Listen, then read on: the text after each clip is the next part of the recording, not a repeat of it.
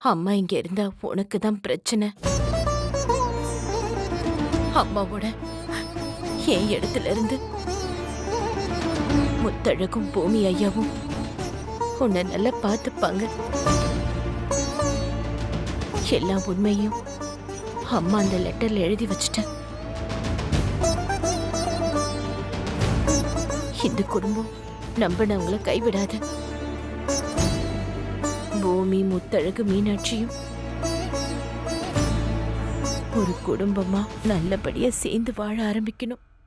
அதுக்கு உண்மை உலகத்துக்கு தெரிஞ்சாக்கணும். என்ன மன்னிச்சிடா சரவணா. நீ பிறந்ததுல இருந்து அம்மா உன் கூடவே இல்லை.